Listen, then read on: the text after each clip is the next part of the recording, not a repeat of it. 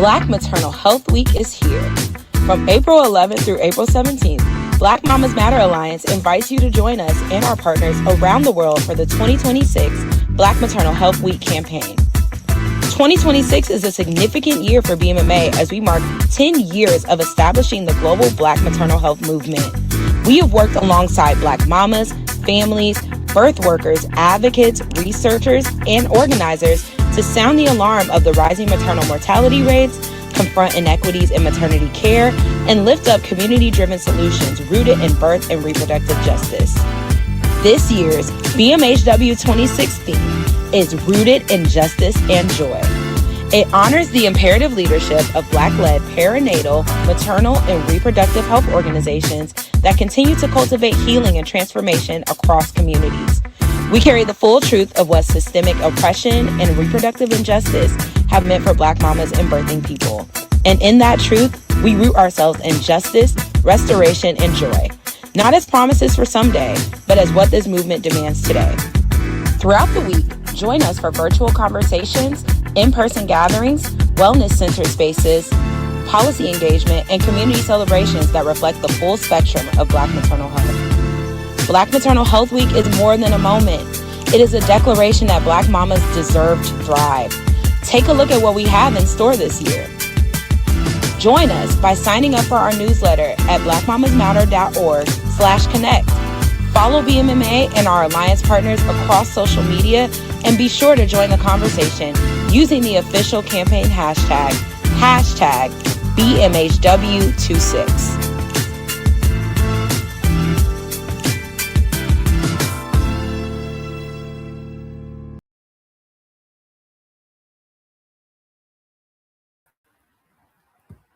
Hello and welcome, everyone. My name is Dekema Alexis, and I am the Initiatives Associate here at the Black Mamas Matter Alliance, also known as BMMA Inc. On behalf of the entire BMMA team, we are so glad that you are here with us tonight. Tonight's program, Beyond the Binary, Black Trans Family Building in a World Not Built for Us, is part of BMMA's Black Maternal Health Week 2026 programming. Black Maternal Health Week runs April 11th through the 17th, and this year's theme is Rooted in Justice and Joy. Before we go any further, I want to take a moment to tell you a little bit about who we are for those of y'all who are joining us for the first time. So the Black Mamas Matter Alliance is a network of Black-led and Black women-led organizations and multidisciplinary professionals whose work is deeply rooted in reproductive justice, birth justice, and the human rights framework.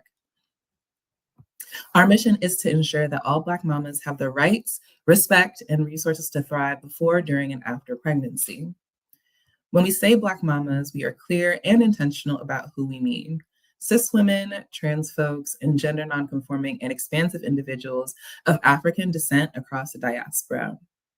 We also include those who care for and mother our families and our communities, whether they have given birth or not. We stand in solidarity with all Black mamas. I also want to take a moment to acknowledge where we are as an organization and as a movement. 2026 marks 10 years since BMMA was founded in Atlanta, Georgia. This milestone reflects a decade of strengthening Black-led perinatal, maternal, and reproductive health organizations. A decade of advancing policy and advocacy, shifting narrative, and driving systems change. And tonight's conversation is a reflection of that movement's reach.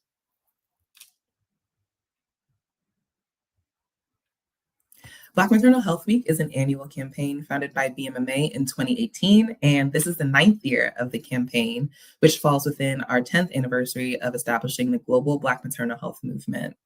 This year's theme, Rooted in Justice and Joy, honors the fullness of this work, the fight for structural change, and the healing, cultural traditions, and community care that have always sustained Black families. Justice and joy are not separate. They are the roots of everything we do. Now, tonight's conversation will be guided by our moderator, and we are so honored to have them with us. Khye Blue is a reproductive justice advocate, doula, childbirth educator, and the founder of Kuluntu Reproductive Justice Center, a space that bridges reproductive health and reproductive justice so that Black people with a variety of intersecting identities can build the families they desire, free from harm, trauma, and death. Khye grounds their work in queerness, community, unapologetic Blackness, and ancestral reference. We are so glad to have them holding space with us tonight. Please welcome Khye. Hello, good evening, everybody. I'm so excited to be here. Thank you, BMMA, for inviting me to facilitate this conversation. Let's jump right into it. So before we introduce our lovely panelists, we'll do a quick grounding, and then we'll also do a little bit of level setting. So if you're able, wherever you are, if you're sitting, if you're laying down, if you are chasing after some kids, maybe just take a second to pause and find some stillness. If you can, put your feet flat on the ground or put your sits bones flat on whatever surface they're on. Straighten your back. And when you're ready, you can take a deep breath in through your nose, filling up your lungs, filling up your belly. Hold for a few seconds and then out through your mouth.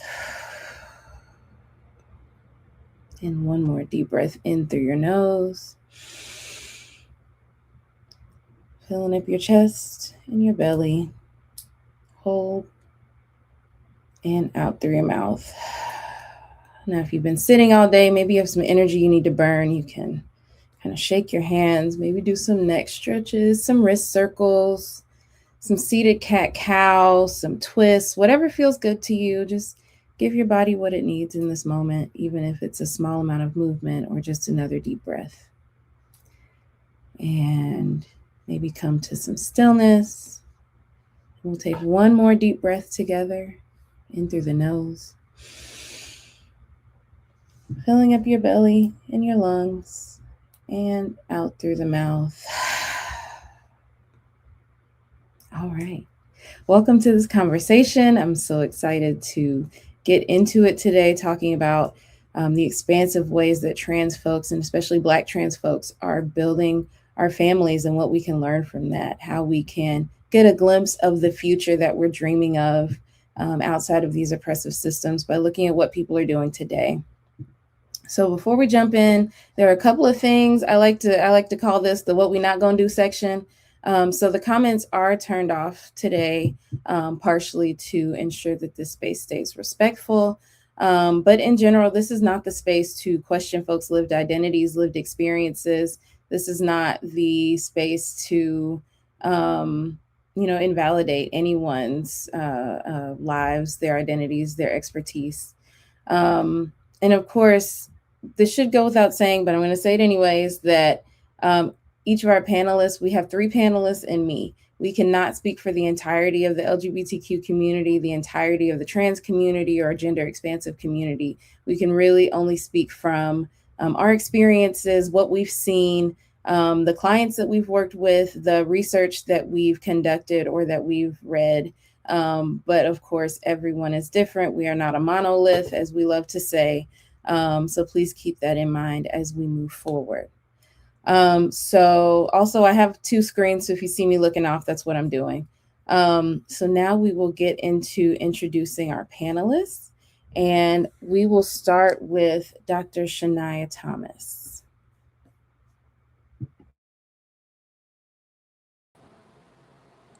All right, hopefully people can hear me. Hello, I'm Dr. Shanéa Thomas. My pronouns that I use are he or she. I don't use they. When all else fails, please use doctor.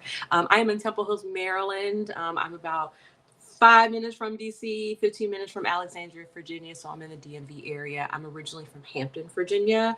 I first came here because I went to Howard University School of Social Work 21 years ago. I graduated from the School of Social Work, and I started out my journey working in schools. From there, have moved into doing sexual health education, went to Widener University where I got my master's in education, also doing curriculum development, had taught at University of Southern California as a senior lecturer there in the School of Social Work for 11 years, moved to UMD. I started or helped them start their program around sexual health and working in cultural competency with mental health professionals there. And then finally, my journey wrapped up in terms of social work as the executive director of accreditation at the Council on Social Work Education. I'm also a deaf doula, a grief counselor. So I like to say that I have worked from everybody from death to life. I'm really happy to be here. I also would like to say that I'm an openly Black, non-binary queer person with a 7-year-old. And I'm really glad to be here today to talk about my journey. So thank you for having me. Thank you so much, Dr. Thomas. I appreciate you sharing a little bit about your journey and your identities. Next, we have Dr. Zelaika Hepworth Clarke. Peace and blessings. I am Dr. Zelaika Hepworth Clarke. I'm currently on Lenape lands on Turtle Island. So I just finished teaching decolonizing social work at Columbia University. I use gender neutral pronouns like they, them, Zer, and doctor. I am a certified parent coach. I'm a certified sex therapist and sex educator. I'm also an African-centered social worker. I have my PhD in human sexuality, and I explored how I can emancipate myself from white capitalistic, cis heteropatriarchal colonial mentalities as it relates to gender, sex, relationships. And I did that through Oceanality, which is African eroticism that affirms pleasure. And I am a parent to twins who are 5 years old. And I, I love supporting folks live their best life. And that's a little bit about me. Awesome. Thank you so much, Dr. Clarke. And last but certainly not least, we have Rise Osby.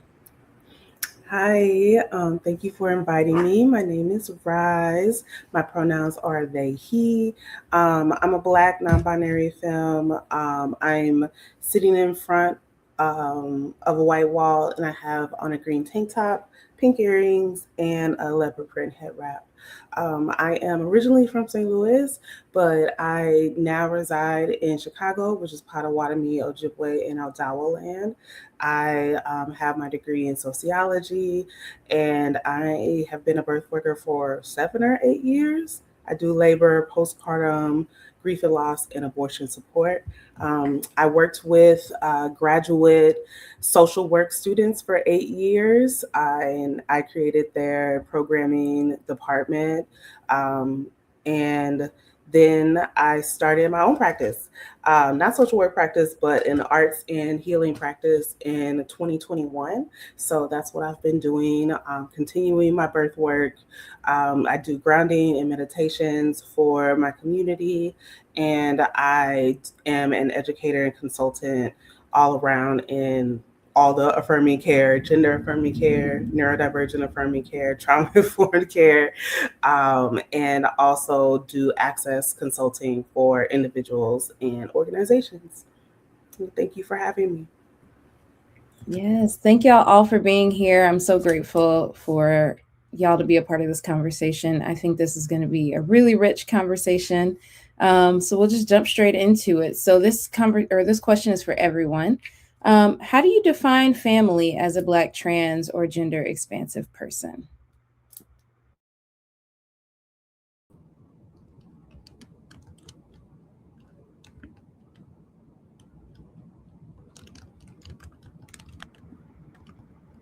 Should we jump in? Go for it. For me, family is chosen. It can be blood. I think that is just like the materials that we have on earth we use to connect each other in a certain way. But the way that I was able to choose who my family was not only thinking about the lifelong connections that I wanted to make immediately for myself in terms of support, love, and intimacy, and being platonic all the other things. But I think, especially as being a parent, I think about who those people were if I was no longer here. So if my body was no longer on this earth, who was going to take care of my child, and who was going to take responsibility, who was going to step up, who was going to know the small quirky things that my neurodivergent child knows that only me and them know. Like, who do I tell those things to, and who do I trust that to? So that's how I define family, out of not only who am I choosing for myself, but who am I choosing when I am no longer here. Thank you so much for that. Who'd like to go next?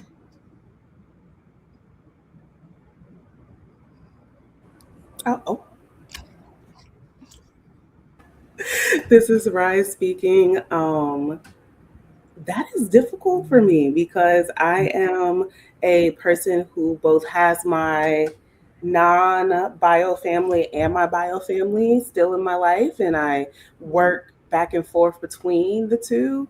And so for me, I would define family as what you build, because I am building my family with the people that I've met along the way, but I'm also building and rebuilding the type of family that I want to have with my family of origin, right? If I'm choosing to still be in communication with them, then like that is me having to do the work of rebuilding things, especially in regards to my gender and sexuality, because Black boomers. So, like I think that but even then, like that is expansive. And I think like one of the gifts of being a queer person is being able to be as expansive as you really want to be. Yeah, absolutely. Thank y'all both. Thank y'all both. Dr. Clarke. Yes, I agree with everything that was said. It really resonates with me.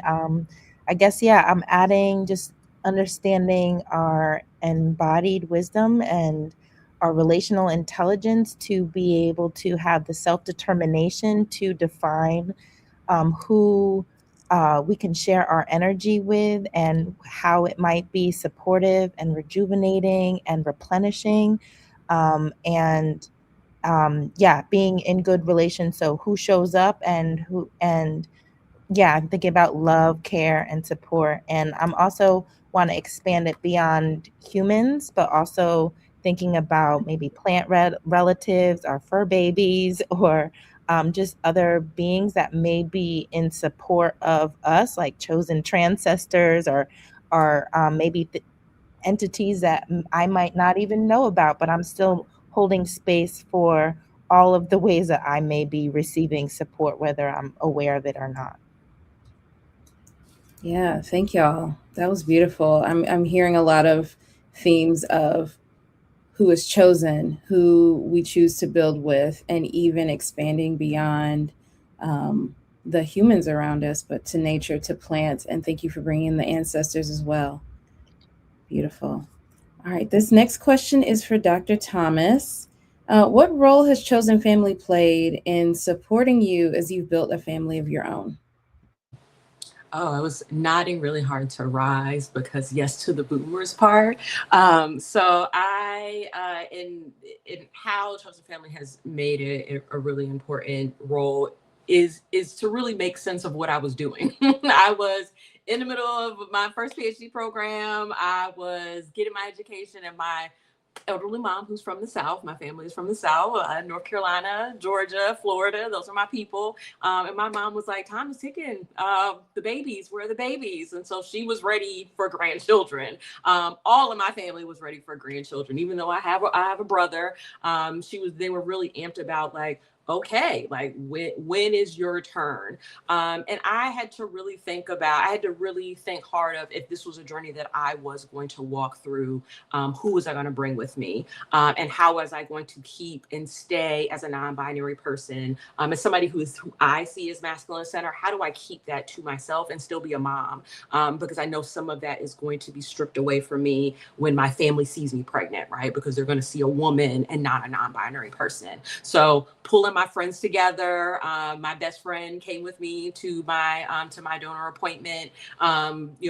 Walked me through it. When I had my baby shower, my best friend a transmasculine person had did my blessing. I had everybody involved with my birth plan. My partner at this time was trans, so we were also thinking about what outfits were we going to wear. It was just, we were going to take it to the max.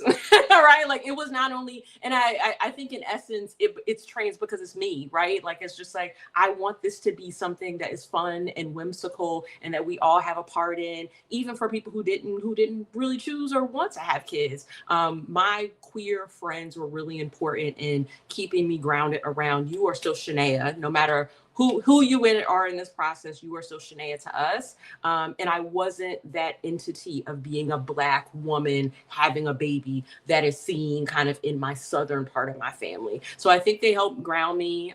For one, that's what my chosen family has done. But also it gives Zay, my child, some different perspective of who they can be as well. And that's really nice to see, like, there are different people and bodies and expressions, and he absorbs them all. And I really love that too. So it just gives me and my child a different perspective of who can be a part of our support system overall. Yeah, absolutely. Thank you. That's really beautiful. All right, this next question is for Dr. Clarke. What have been the most affirming experiences that you've had within your birthing or family building journey? Thank you. Yeah, I find micro affirmations really affirming. So just like when I'm able to be seen, that was really helpful. I think for me, actually, language was really important. And when I had providers just even ask me my pronouns, that was really just like made a little bit of room for me to breathe. And really, like, watching the language was really powerful for me. So like parent, birther, just having the like chest feed. I body fed for 48 months. So it was it was such a journey, but like to have when there were support that used both breastfeeding, chest feeding with the slash, that was really affirming for me. I think about having doulas, having support, remembering having access to pleasure and joy.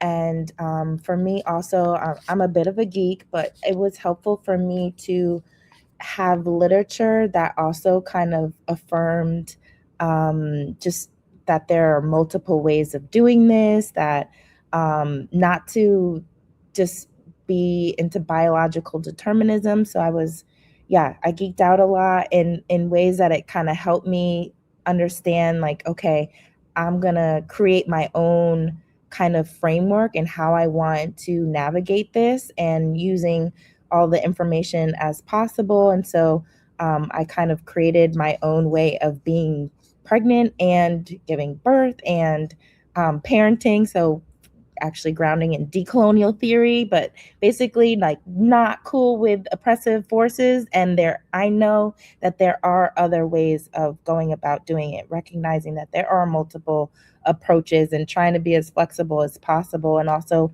like being very intentional with my energy and who sharing my energy with. And I guess thinking about humor, and there's a word blissipline, but the discipline of taking responsibility for more blissful moments in your life, and thinking also about my sensual awareness and how what images am I seeing? I love seeing like queer images were really powerful for me. Doing a little aromatherapy or just like having different comfort really was helpful for me in the process. And just also imagining. I think it's hard not to get caught up in worst case scenario. Like I wanted to be prepared, but I was careful and limited myself. And what I did was a kind of technique pronoia. So pronoia is the belief that the world is conspiring to shower you with blessings. So I just wanted to keep the hope alive that, this can go, like, I've already imagined the worst case scenario, which is clear with statistics. I'm nervous to be a statistic, but also what's a best case scenario? Can I start to work my mind in imagining best case scenario, which would be like a birth plan that did not work out for me in the heights of COVID. It was very hard for me to advocate for myself, but having as much support as possible, even when I wasn't even allowed. Like, I just took a stone with me because they wouldn't let my partner or anyone in the room. So I just tried to not balance, but center joy. I wanted to really be aware of the energy that I was having and taking as much responsibility to the vibration that I was having. And that was, that goes in multiple directions. So almost even imagining a shield when microaggressions or just disrespect was coming at me, and remembering community care and care network that was having, and centering on glimmers, like the things that bring me joy, the things that lighten me up, and make sure that I have those as well. Yes, thank you for that. We got a glossary. So we have blissipline, we have pronoia, we have micro affirmations and glimmers. And so I've heard of some of those things before, but I absolutely love that as a way to combat those microaggressions, the paranoia, to combat the triggers, like really being mindful of not just, how things will go, but what can you control and what is within your realm of possibility. Go ahead. One more thing that I remembered that was really helpful in instead of C-section, abdominal birth was really helpful for me to kind of reclaim my power back. And instead of contractions, waves, thinking about I am water. So those were two like linguistical reframes that really was more in alignment with how I wanted to go about my experience. Yeah, absolutely. And I think language is really powerful in that way, that even, you mentioned before, like gender affirming language. So even, as opposed to vaginal birth, like thinking about what are some other ways to, and maybe some folks are okay with that language, but if you're not, thinking about other ways to frame a birth that is not abdominal. So thank you for that. I think that was really awesome. I appreciate that. All right. The next question is for Rise. What are the biggest gaps in care provision for Black trans birthing people? And then the second part of that question is, how can cisgender and or non-Black care providers commit to filling those gaps in their practices? Okay, biggest gaps. Okay, say it again. I got you. We'll just do the first part. So what are the biggest gaps in care provision for trans birthing people? Okay, I can answer both at the same time, because I think first, I have ADHD, y'all. Bear with me. I was gonna add to that as a birth worker, I use genital birth and canal birth as some alternatives. Okay, so I was marinating on this before I came. So I think many.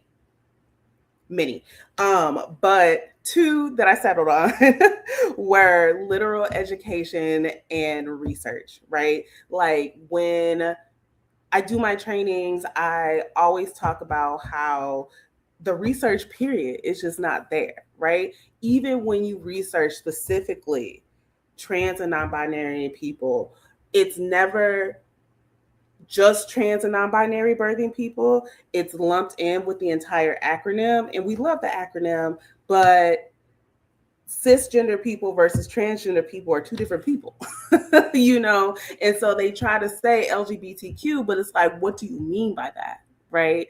So the research itself is one, low, and two, obscured by sometimes you just need to be specific. And like that's not a thing. We just don't have that, right?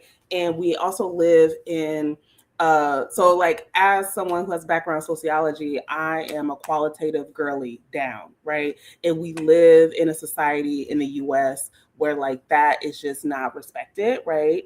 And how that looks in practice is not respecting people's literal individual stories and the depth of their stories. And so I research and education. So then because you don't have research, you don't have the education, right? And because you are not prioritizing people's stories, then you don't have the education straight from their mouths, right? So we need to like rectify that, like both providers, so both like healthcare providers, and also I would say like cisgender women, period, right? Because it's both and it's healthcare providers that do not respect trans and non-binary pregnant people, and it's also cis women who don't respect trans and non-binary people, which brings me to my second one, which I feel like there is a gap in humility. In humility, empathy, and compassion, there is a gap, right? And so like I'm a visual person, so what I was thinking about was like a pie. Like if you have a pie, you're a cisgender woman, you are marginalized just off that. Right? So you have like this teeny slice of this pie. And then income, queer, trans, and non-binary people. And you're like, you mean I have to share my tiny slice of a pie? Instead of seeing that, oh, we are all marginalized together, it's like they are fighting for this tiny piece of a pie of representation, a tiny piece of a pie for people to acknowledge that they are marginalized without acknowledging, wait, who has the rest of the pie? You know, like, and the rest of the pie to me is the medical industrial complex, is white supremacy. It's white supremacy specifically when it comes to them casting homophobia and transphobia onto the Black community, right? It is transphobia and homophobia, period. It's ableism. It's forced birth, which looks like abortion bans, right? And it's lack of maternity and parental leave in the United States, in which the United States is one of 6 quote unquote developed countries that does not have mandatory parental leave. One of 6. And so just like all of those entities and oppressions and systems are holding the rest of the pie hostage, and then everybody who is capable of carrying, building, birthing a child has like this much, right? And so then you're fighting over that.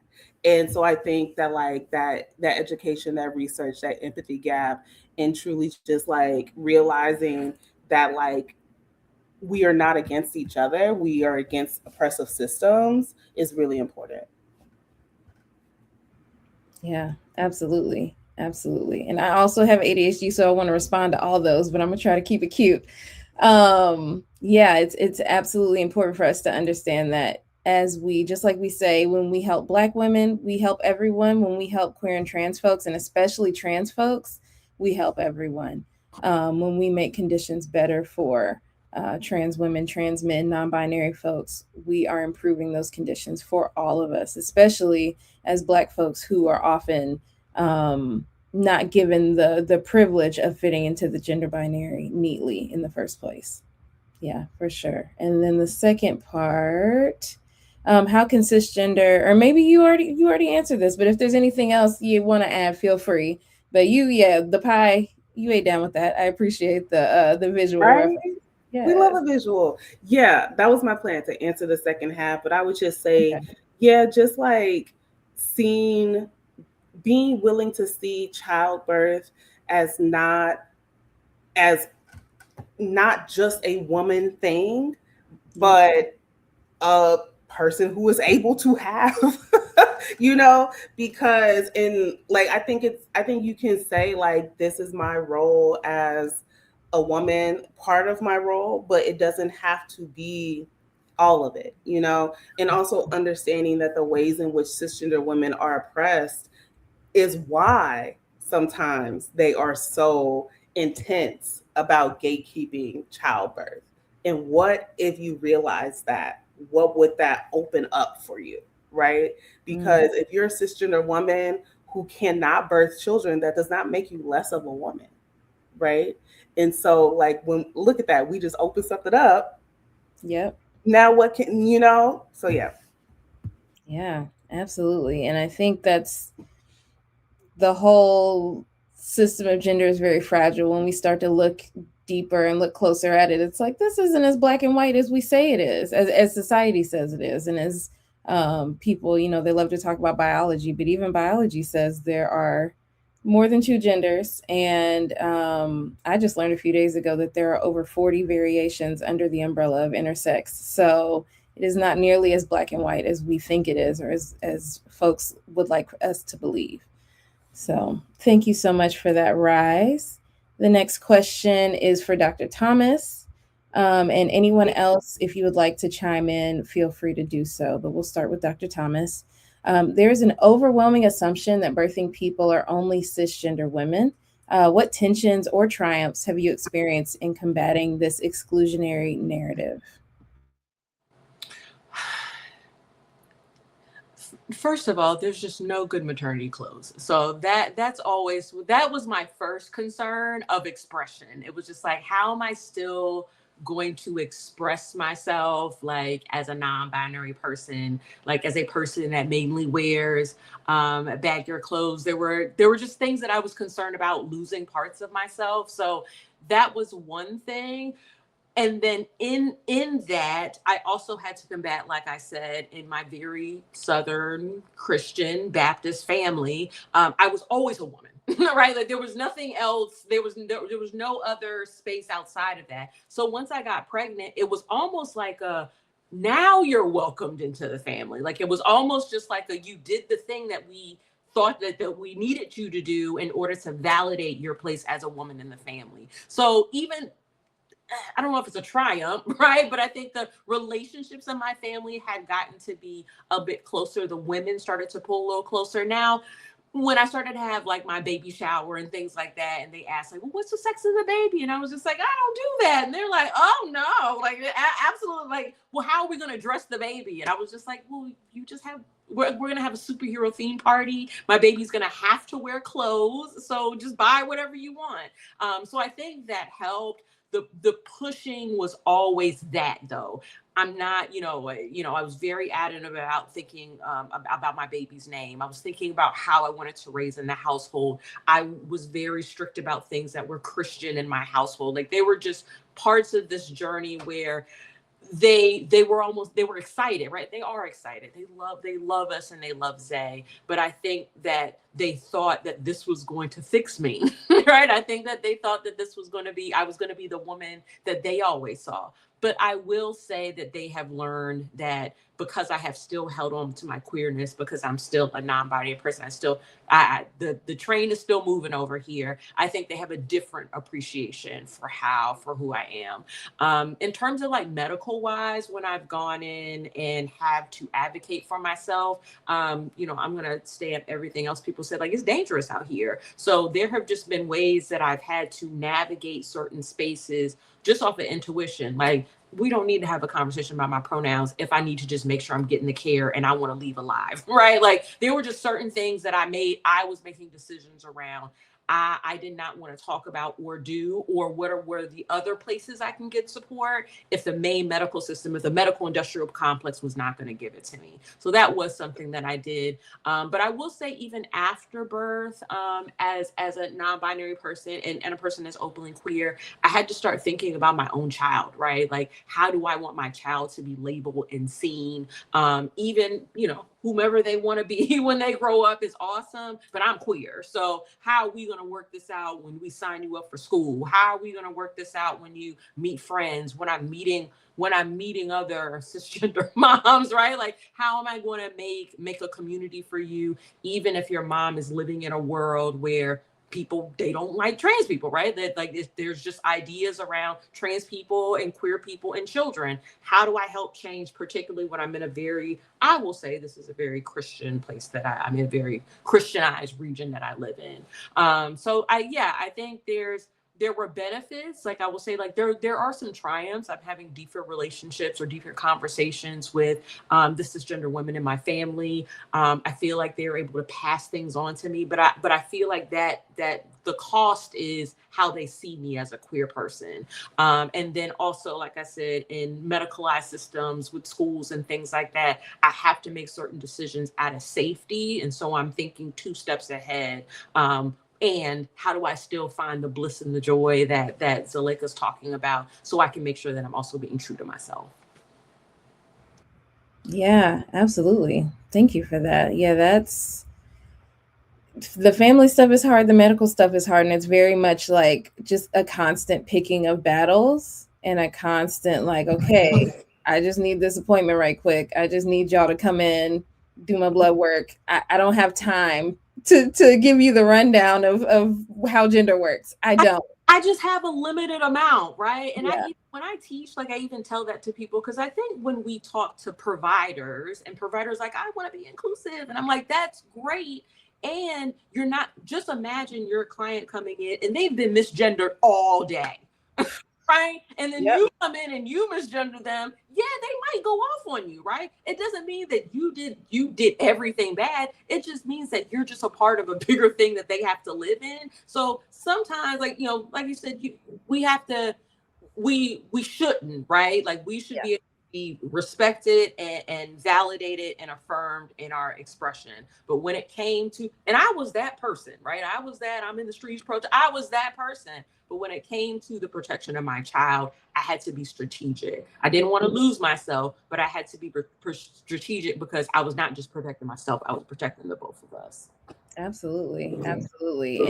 And yeah, I think with, you know, going back to the question of, you know, how can providers or how can people really make space for these experiences, it's thinking about, okay, this person, depending on where you go for your appointments, you got to go to the front desk. Then you talk to the nurse. Then you talk to the other nurse. Then you talk to the person that's weighing you. Then you talk to this other person. And then you talk to the doctor. And every single one of them, like you said, was misgendering you. So even if it's in your file, even if the doctor's cool with it, is the front person or the front desk person on top of it, or have they even been, you know, brought into the loop? And we don't often think about that. What does it mean to make sure that everybody's on the same page? Yeah. And one piece that I think you kind of hinted to also is this the increased surveillance, right? Like that Black parents, we know, are more surveilled. We know that a lot of doctors, social workers, nurses are mandated reporters. And then on top of that, being queer and trans and thinking about, okay, do I come in here militant, you know, guns blazing, or do I do what I need to do to get this thing done and get out of here with my child with me? You know, if it's a pediatrician appointment or postpartum appointment, what have you, like, I don't need nobody calling the people on me or, you know, none of that. And that is that's something that a lot of us are hyper aware of as we're moving through this world. And that's another part of it. You know, nobody wants to be the angry Black person. And then on top of that, to be queer and trans, it's like, okay, we really got to pick. Yeah. You know, we really got to choose what we're doing here. So yeah, absolutely. Just wanted to affirm that, because that is a common thing and something for a lot of providers to just think about. How is everyone that is interacting with this person affirming them, or at the very least not causing harm? Yeah, absolutely. Yeah. Thank you so much, Dr. Thomas.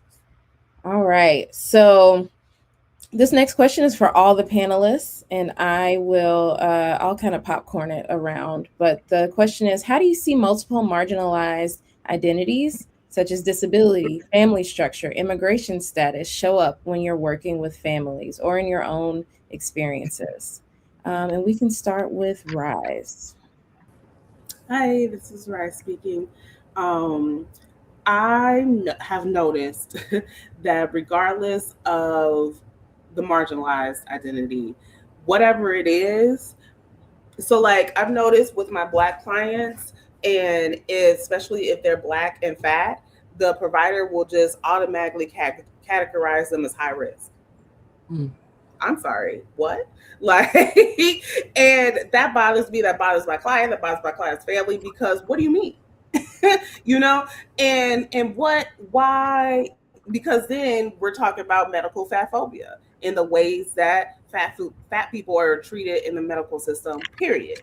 And you know, I definitely had a client who, oh my goodness, I almost reported the doctor in the room, because the way that she was pushing a cesarean was completely unethical. And even and you know what, so many times you clear out the room, you let the client breathe. Oh my God, baby's coming, you know? And so, and that is literally what happened. And we asked that lady to leave. Hour later, that baby was here. Okay. And then she had the nerve, even after her shift, to come in and say, I really thought it was going to be a cesarean. Ma'am. So, like, I'm like, why you double back? Like, so I definitely would say that there are a lot of, and also, you know, I will find it, but there is an article that talks about how doctors truly do not want to treat disabled patients. Like, they don't really like disabled patients. They don't really want to. And I'm like, you know, the ways that we view medical shows are not how the world actually is. Doctors are actually not rushing to treat us. They are not rushing to treat multiply marginalized people.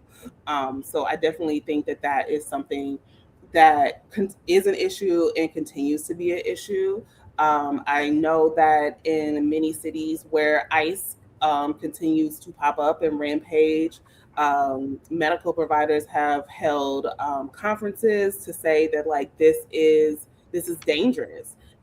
There are many people from immigrant households, even if they're just brown and not an immigrant, because, you know, stereotypes, they've noticed that simple things have been delayed until it's urgent, because people are trying their best not to come into the hospital, and that impacts reproductive care right across the board, and especially impacts people who are pregnant, who are like, because anything can happen if it you know, and if you're coming at the last minute, now it's an emergency, right? So I definitely think that the more marginalized identities you have, the more likely it's not your fault, and the danger is not on you. It's on the people who are supposed to show up for you, how they see you, how they categorize you, right? What they're willing to do or not do can very quickly become life-threatening. Yeah, thank you for that. I'll touch on a couple of things briefly, but one, not the doctors having conferences in these cities where ICE is everywhere, like there aren't doctors who are affected by this. Two, yeah, in my experience with clients, it's been like doctors are almost flustered when a client doesn't neatly fit into a box. And I think that that speaks to what you were saying about not wanting to treat disabled people. So you're pregnant, you have scoliosis, so that means maybe you can't have an epidural, but like they don't feel comfortable thinking about what are alternatives to that, even if you're interested. And it's like, I get the research isn't there. You know, intersectional research when it comes to disability and pregnancy is really not there for a lot of conditions and chronic illnesses, but have some creativity, you know, have something, give me something. Don't just, you know, and that's where a lot of folks, we talk a lot about trans people having to educate their providers. Disabled people also have to educate their providers. So again, if someone is Black and trans and disabled and has any other additional identities, just thinking about a lot of times providers are kind of floundering and the folks are expected to provide that information to their providers so that they can get the care that they need. I'll stop there because that's one of my pet peeves, to say the least. I will let Dr. Thomas go next. Can you repeat the question, please? Yes, for sure. How do you see multiple marginalized identities such as disability, family structure, immigration status, etc., show up when you're working with families or even in your own experience? I'm also going to touch on like disability as well. For my clients that I see in my private practice, especially ones that are like younger, like young adults, I will say probably 25, 26, some of them that are coming out, learning how to be adults on their own and also queer. They're also coming into their own learning that they're neurodivergent or that they're autistic. I credit some of that to social media because now you get the more information, people start coming in and saying, I think I want to take a test or I want to have a conversation. And I feel like for those folks, I feel like in general, the when you have the layers of identity outside of what is supposed to be the standard, there's more work involved, right? Because we just need more information. We ask more information. We need to do more research. We need to do more things, which is why we should start thinking about marginalized folks or trans folks as the standard, because it helps us think outside of the box, right? So everybody benefits. But I think when you're talking about these doctors that are rooted in the medical industrial complex and not being decolonized and not wanting to create spaces for all bodies, then it's almost as seen as just like, why are you making me do more work? Right? Like it's lazy at this point. I think that we should call it that. And this is why I feel like I'm really experiencing this right now, particularly with my child. So my child's autistic, and I'm moving through the special education system while the Department of Education is being dismantled. And so it requires a lot of reading, a lot of going to meetings, taking off of work, bringing your kid to work, having to take care of medical needs, going to different doctors, talking to them about, yes, my child is autistic, but that doesn't mean they can't do certain things. They're able and capable. And then on top of that, they're Black, right? On top of that, I'm queer. Like it's all, the more layers that come on, the less people want to be involved, because it's almost just like, that's too much work. So I have just found that people are just really lazy about wanting to do their best to be humans to each other, especially during a time where the world's on fire. And so, yeah, I feel like with my clients, it gets frustrating for them because they're just like, why won't why won't my boss give me more time at work to do these certain tasks? Why do they feel that I'm a burden? Why am I getting fired? I feel like that happens, but I also feel like with my child, I am seeing this like, another thing that we have to do, and it's disheartening. I have to say it is really disheartening. But again, going back to this classic idea of like who I choose in my family and who supports me, I've just learned to fill in the blanks. I've just learned to say, like, I just need to go somewhere else. I need to find another resource. I need to use my community members to make sure that my kid is getting what they need, no matter what, right? And I feel like that is decolonization for me. Like, I want to move away from the medical industrial complex. I want to use my community members, my family, my friends. Like, I want to be able to create a care system that doesn't rely on a system that hates me and my child. I want to do that. But until then, we're going to pick and choose what we got. But yeah, I feel at all levels, people feel like it's a lot of work. And I feel like humans deserve the best and a lot of work too. Yeah, absolutely. And I think it's, we talk about these systems and, they're so big and it's so difficult to individualize care because of that. And the decolonization is the hyper local. How can my community and I fill those gaps? How can we fill those education gaps? How can we fill those wellness gaps? And I think lazy is exactly right, because it's hard. It's hard. And, school doesn't necessarily teach, whether it's medical school, nursing school, school for educators, et cetera. It doesn't necessarily teach you in depth how to serve a variety of different types of folks. And so then people are frustrated that they have to. And I think the way that the U.S. society is moving is that if someone is too difficult, too complex, they don't have to go. They're not even they don't have to. They're not welcome in schools, right? They're not welcome. You don't have to educate these people. You don't have to treat these people.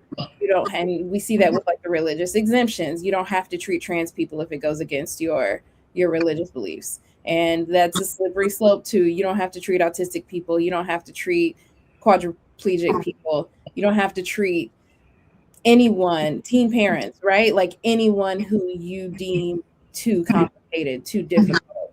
You know, treat Black people. Like it's not that far of a leap. It's not that far. And can I also say, as a person who is like an educator and like has seen the top of education looking down, like they're cutting that out. I don't know if I can curse here, but they're cutting that stuff out. Like curriculums, the classes. If you watch on the news, what do you think is going to happen when you have a provider that cannot tell you the difference between intersectionality, decolonization, doesn't have different frameworks outside of what they're going to, what do you think is going to happen when that provider sits in front of you, right? Like it's coming, which is why we all should be concerned. You know, I know that being in academia is a privilege and that there's a lot of privilege there, right? And that we're still in an American structure to where we rely on those folks to give us a certain level of care in certain systems, such as medical systems, teaching, etc. My expectation as a consumer, I hope, is to have somebody who's educated and well-versed in all of those things. But what I am concerned about in looking down in education, you know, being the executive director at one point, it's really concerning about how much things are going away because the quality of our providers are going to change. And that worries me to death. Yes. Yes. And also, be afraid. And also, when we talk about, this is Ryan speaking, sorry. When we talk about marginalized identities, society as a whole does not want to acknowledge that you can become disabled at any time.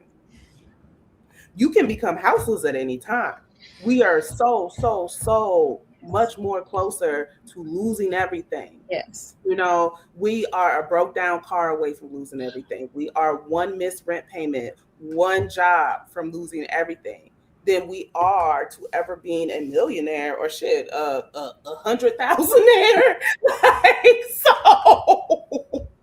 So when you think about that, you're gonna need medical providers that are gonna be willing and able to support you, to treat you, you know, in whatever state you're in. You know, the same people, and like they don't want to think about that because then that means they have to think about us.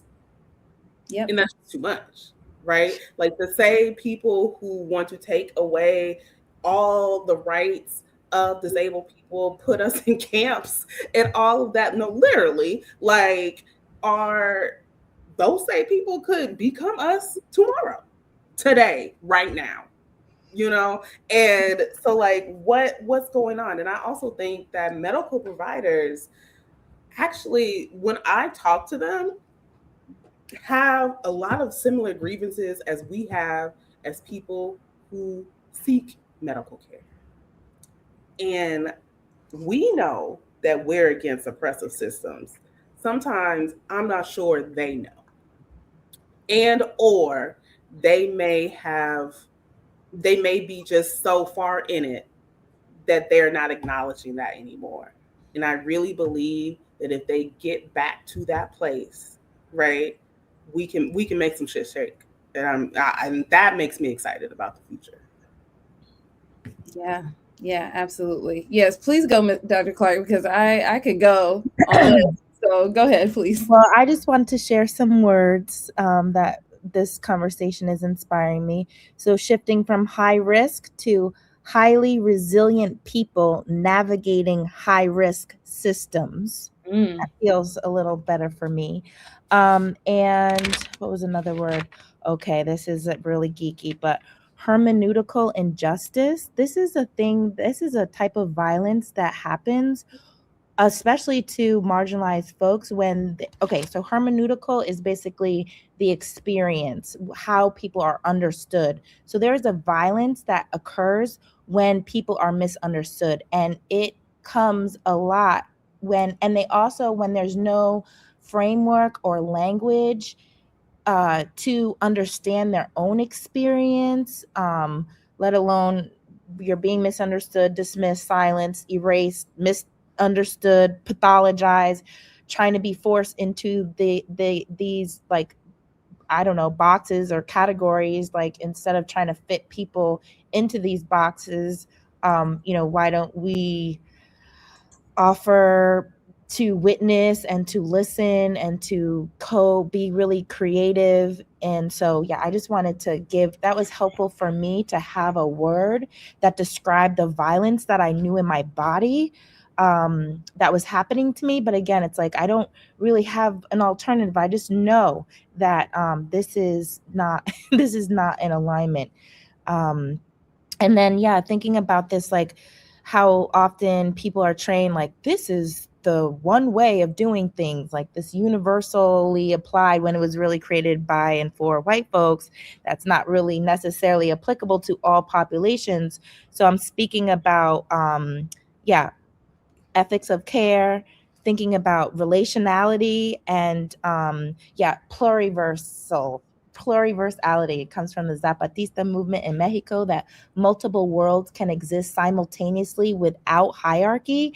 And so it just speaks to that there are multiple ways. And I wish there was more room for professionals to understand and be creative in recognizing, like, just because you didn't learn about it or just because you don't know about it doesn't mean that there's another way. And why don't we just start to try to imagine other ways that might, and start to listen to that embodied wisdom where it could be different. Yes, and I think that's a big part of the decolonization. The colonial system says there is a hierarchy. The doctor is on top, and then the patient is at the bottom, basically. And it says that this the scientific method is the pinnacle of knowledge, of gaining knowledge, right? Even though we know that there are plenty of ways to participate in the scientific method that don't end up with you publishing a paper or whatever. I love that somebody said on the internet, like, mess around and find out is the the scientific method. There are plenty of ways within Black culture, Indigenous cultures, that we test theories and we produce knowledge, but it's not seen as valid. And so then it's very difficult to get folks who have been so deeply entrenched in these systems to see anything outside of that, to imagine anything outside of that. And yeah, I could keep going, but we are on a strict time crunch. So we have one last question before we open it up to Q&A, and this is for everyone. And this time we can start with Dr. Clarke. What does thriving look like for your family or the families that you work with? And who or what made that vision possible? The word that comes to mind is degendering the birth industrial complex, depatriarchalization. I think about, instead of mandated reporters, I want more mandated supporters, and for us to really start to think about how we can support folks. I want to see, instead of just trying to survive, I want to see the thrivance, to be able to thrive. There's so much for my family. I just want, I want justice, reproductive justice, healing justice, decolonial justice, epistemic justice. There's so many different kinds of justices that I hope to imagine: abolition, universal health care, reparations. There's a lot that I would love to see really create a more supportive system. Like, these like jobs they're not really conducive to children or parents. And what ways can we start to shift and make changes that is really more conducive to our liberation? So those are some of the thoughts I have right now. No, I love this.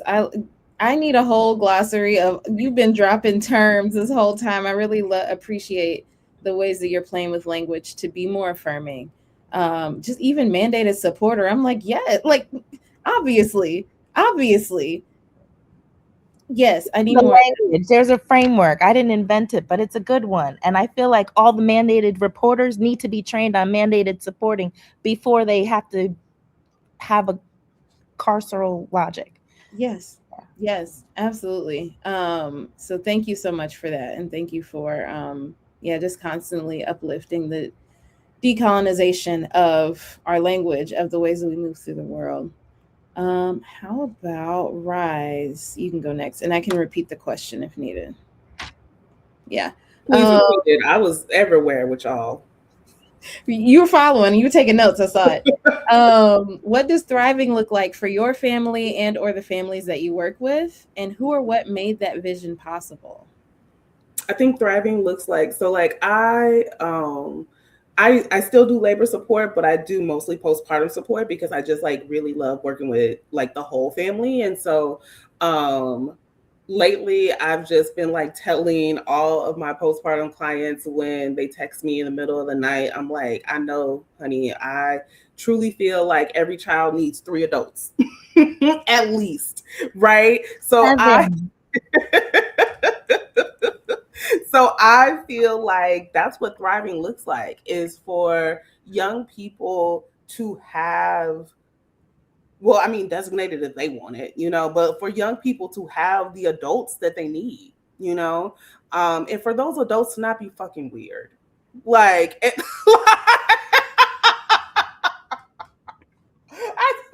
and then to help the adults, for the adults to have adults that they need. Because I think something that can impede our thriving, especially as queer, trans, and non-binary people, is the fact that we lost so many elders. We lost so many queer and trans elders. And I'm a millennial, like, and I feel like I am just grasping at straws, trying to prepare myself for my elderhood so that I can be a good and effective elder. So I think thriving looks like taking the smallest steps and knowing that those steps still matter. you know I don't think thriving doesn't have to be a big boom. It can lead to that. But I think it looks like everybody knowing that, like, no matter what small of an effort they make, that effort is still, just, the effort still matters, right? I think sometimes we can come away from such a fruitful and delicious discussion and be like, oh my God, I'm overwhelmed. What do I do? And then we end up not doing anything. And that, happens in a lot of settings. But to remember that, like, forward is forward, you know? And so, like, what's the tiny thrivation that you could do, acts that you could do, like, from day to day?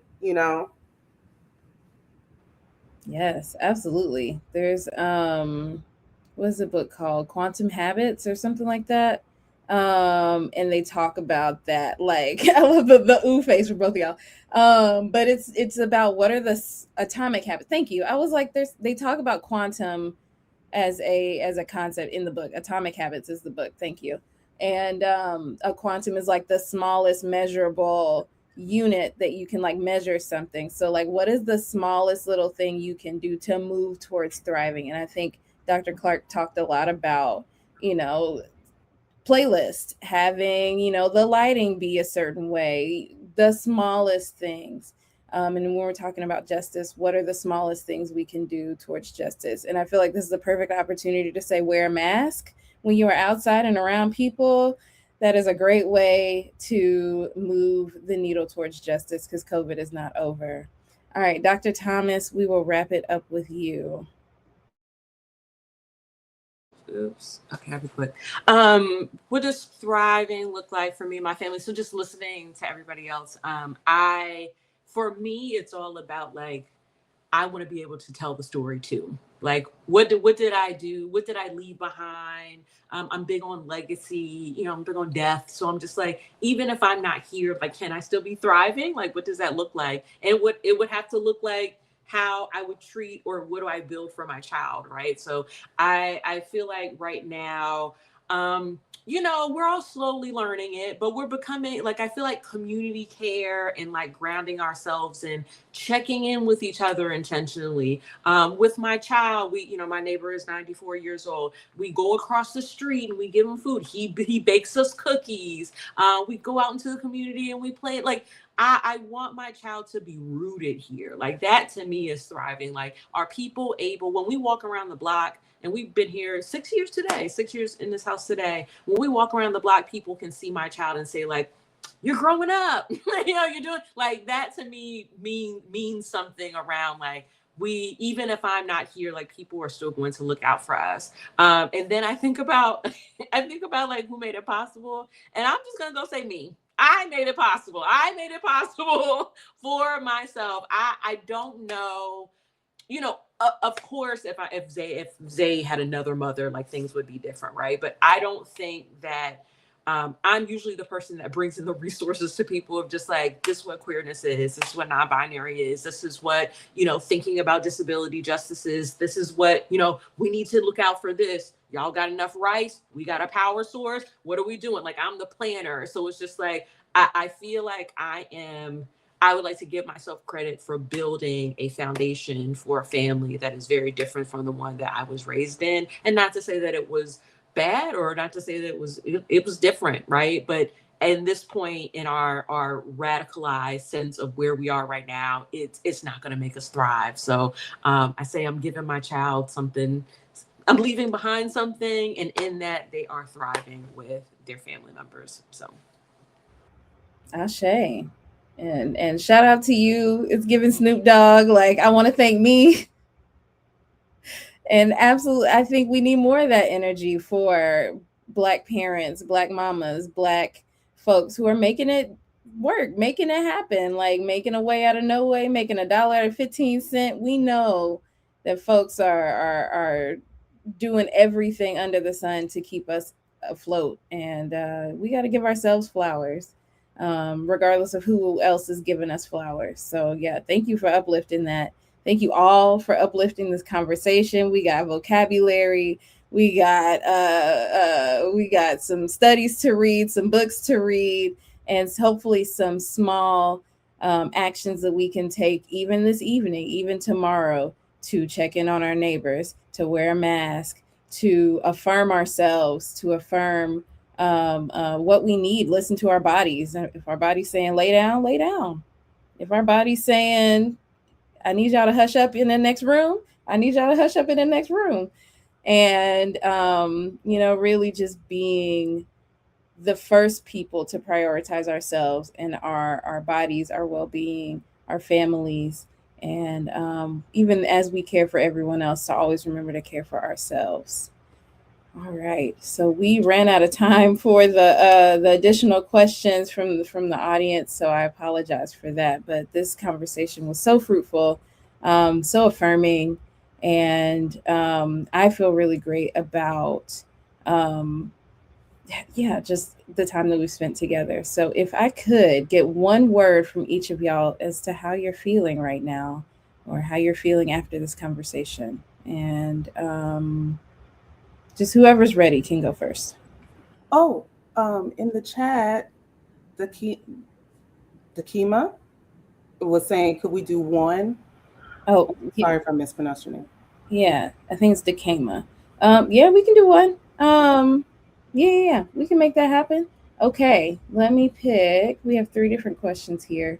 So one question is, how can I create a safe space for Black trans pregnant patients beyond just using the right pronouns, quote unquote? How can I make systemic change?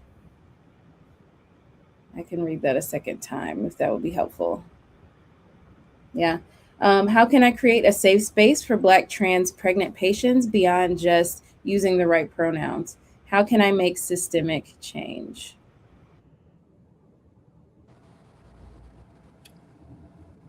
I'll say 2 things. I would say systemic, you're going to be in it for a long haul. It's not going to be quick, right? So we need endurance. So it's the little things that count. It's the changing different things on maybe forms. It's speaking up. It's correcting other colleagues when they transgender folks, like, you know, how are they talking about your trans patient in front of you? Do you allow it? That's the first thing. So just know that you got to be in it it's a commitment, right? That's what DEI is, a commitment. It's not a one-time thing, long-term thing. The second thing I will say, individually for a person, you also have to be willing to be wrong, right? There are just going to be some times where you are going to misgender people. You're not going to ask all the questions. You're not going to get some information right. Somebody's going to come in with a gender or sexuality you never heard of, and you're going to do something really bad, and you're going to feel horrible, and then you're going to want to apologize, and you want to say, but I went to a workshop, and I saw a video, and then I did this, and I thought, no, but don't do that. Don't do that. This is in it for the long haul. Educate yourself, be gentle with yourself, but also know that if you want to create an affirming space, you got to get your shit together first. That's me. Okay. Just following up, yes, period, all of that. Be open, you know, like be open. Like you went through so many years of school. Shout out to you, honey.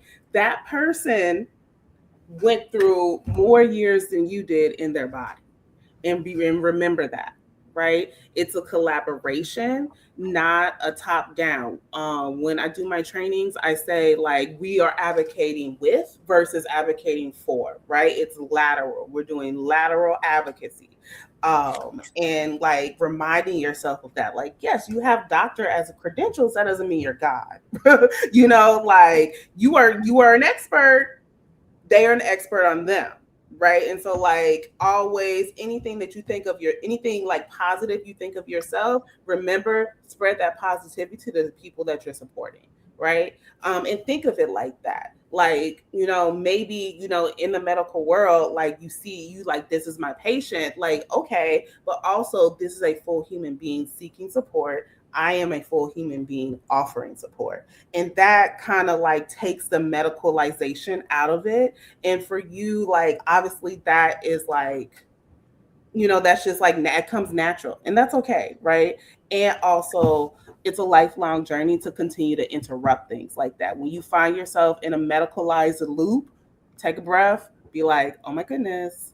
Oh, oops, you know, and, you know, go to things like this. This was amazing. I feel like very honored to have been invited to be a part and be among y'all. So thank you so much. Continue going to things like this. Continue to like now more than ever, especially because a lot of medical schools have been cutting out DEI programming. It is very important to seek out your continuing education from people like us. I already have a link. I gave them a link. I gave y'all a link for my training. And so if the two of y'all have trainings, please plug them, come get information from us, right? From the people that are part of the communities that you want to support.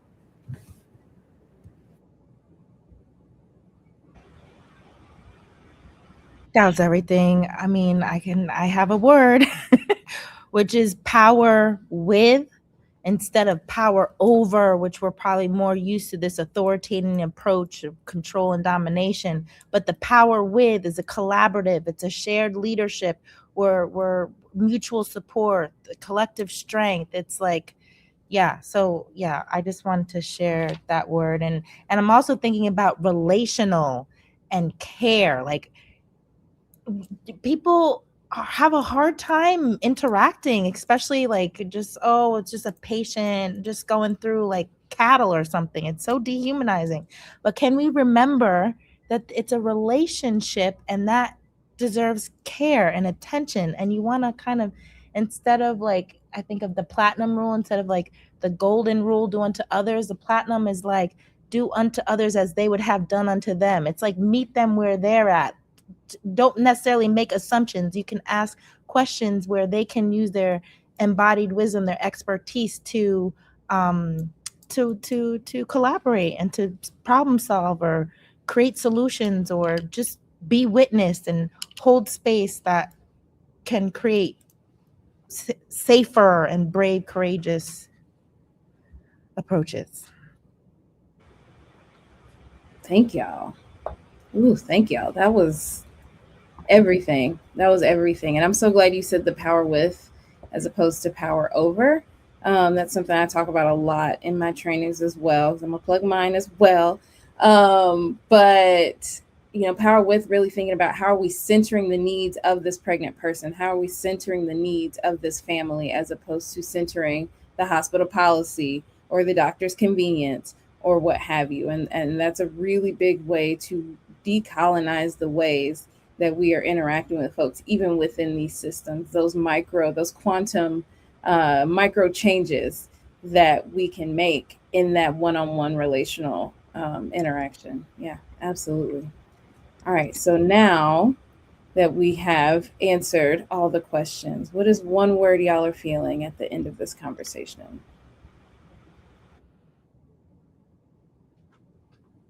I'm gonna stay in my zone of genius.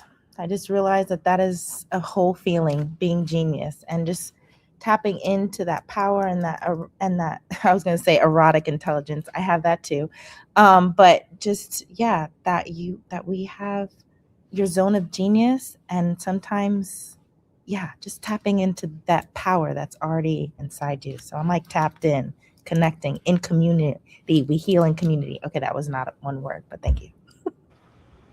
But all those words were needed, so I'm here for it. Here, present. I'm full. I'm full. And I didn't think of a word. Let me think. I am feeling channeled. I'm thinking what you were saying, Dr. Clarke, like very connected with y'all, but also the work that we're doing, we're channeling something from our ancestors, right? We're channeling something from something bigger than us. And I feel very honored to be able to be part of that channel. So thank y'all again. I know that BMMA has a slide with everyone's contact info and some of these links for the trainings and things. So I will turn everything back over to Dekema. Thank y'all again for having me. I feel so blessed, and I appreciate every single one of y'all. Thank you for facilitating. Yeah. Oh, Rise, it's nice to meet you. I know Zelaika. Zelaika's a homie.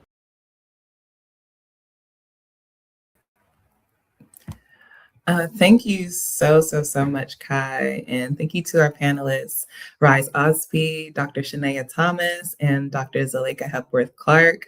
What y'all shared tonight was powerful, necessary, and a gift to this community. I know that the conversation really resonated with me, and I also feel very blessed to have witnessed everything that y'all shared. Before we close out tonight, we want to make sure everyone here has everything they need to stay connected. So you'll find our panelists' information, their social media handles, websites, and the resources and offerings they mentioned here tonight on your screen now. So please screenshot it, save it, share it with your loved ones, and make sure to check out their offerings as they asked earlier. I'll give you a moment.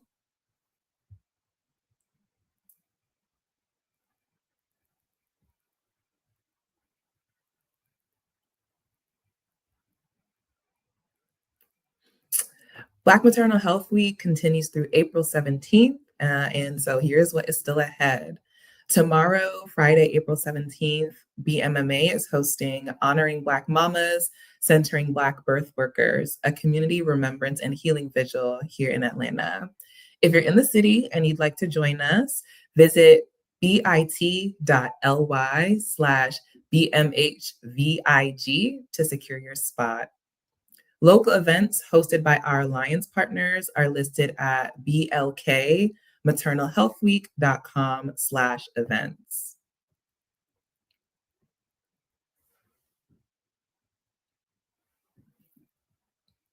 And then finally, if tonight moved you, make sure to share it. Use hashtag BMHW26 and hashtag Rooted in Justice and Joy to amplify this conversation and the work of our panelists. And if you want to support the movement, you can donate at bit.ly/BMHGive. Thank you for being here tonight. Thank you for caring. And thank you for showing up for Black trans families tonight and every day. On behalf of the Black Mamas Matter Alliance, happy Black Maternal Health Week. Take care.